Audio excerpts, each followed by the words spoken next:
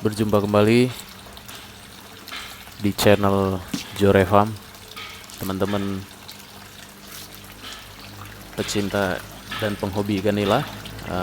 Terima kasih sudah menonton video-video kita sebelumnya, dan juga saya sarankan untuk melihat video-video sebelumnya, karena apa, ini adalah video ikan nila usia 100 hari. Jadi perkembangan dari ikan kita dari awal sampai 100 hari ini sudah kita review. Dan untuk teman-teman yang mau mendapatkan sedikit ilmu ya, boleh langsung saja membuka video-video saya yang lain, karena di situ udah saya paparkan dari awal sampai akhir secara detail bagaimana saya memelihara ikan ini di pekarangan rumah saya.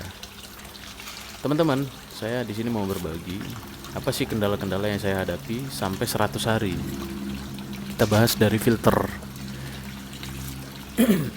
Filter saya yang pertama adalah saya menggunakan filter mekanis ya. Filter mekanis saya menggunakan awalnya menggunakan sistem radial flow ya, radial flow, tapi tidak berhasil. Menurut saya sangat repot ya. Yang kedua, saya menggunakan sistem swirl filter ya, juga masih sangat repot. Yang ketiga, saya menggunakan sistem shift filter sederhana gitu loh. Shift filter ini saya menggunakan wire mesh ya, wire mesh mesh 50 ya, mesh 50 kode 304 yang tahan air. Itu lumayan, sampai usia 100 hari masih, di usia 100 hari agak sulit ya, karena apa, semakin banyak kotoran yang keluar, sehingga harus semakin sering memfilter. Jadi harus semakin sering membersihkan filter. Nah, setelah itu saya berpikir kembali. Yang kelima, saya membuat shift filter tetapi dari jaring ya, jaring insect net. Jadi sekarang saya memakai insect net. Saya lapis 4 ya, saya double 4 gitu, sehingga lapisan pertama itu menyaring kotoran yang padat ya, kotoran padat turun ke bawah ke lapisan kedua, ke lapisan ketiga, lapisan keempat ya. Jadi menurut saya lumayan bermanfaat ya, dan tidak membuat saya terlalu sibuk untuk mengecek filter.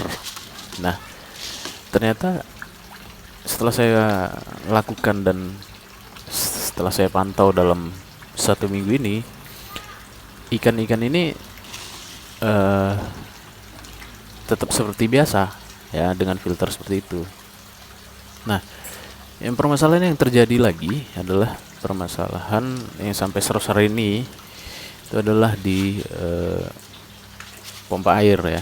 Pompa air awalnya saya pakai Sanyo 200 watt, ini saya ubah menjadi pompa Lifetech ya, 85 watt. Itu pemberian dari teman ya, saya coba dulu, saya gunakan. Apakah dengan pompa ini sampai panen bisa kita gunakan gitu. Ini kalau bisa gunakan, berarti kita hanya butuh di sini adalah 140 watt ya, 140 watt.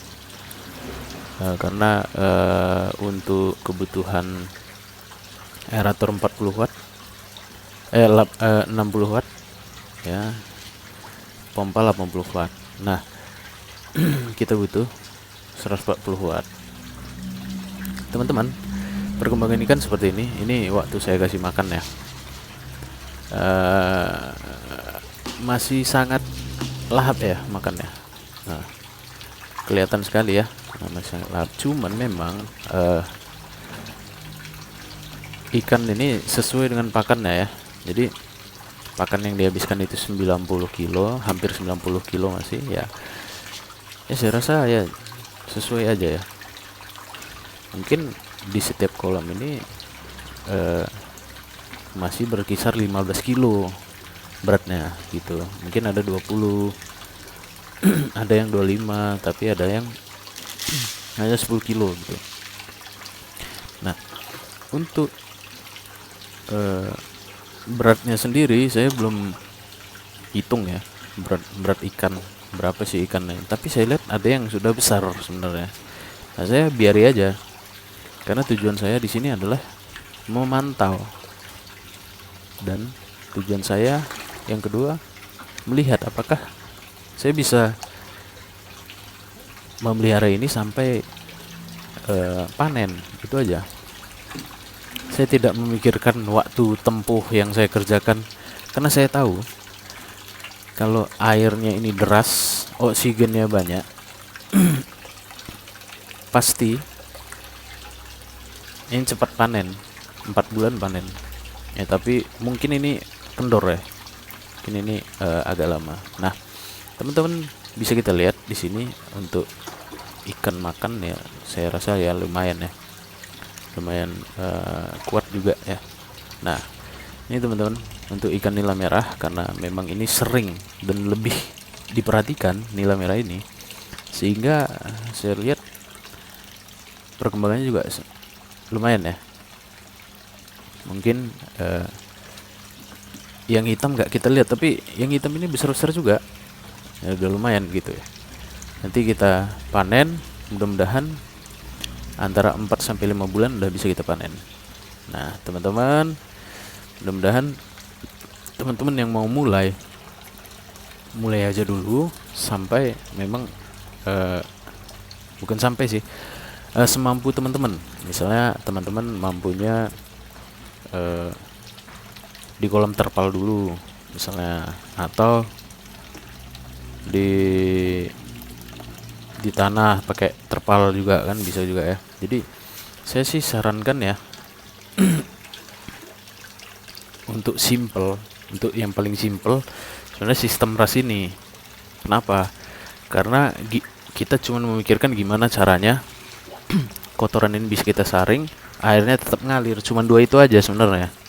Nah, kita kan punya 2 filter ya, filter mekanis dan biologis.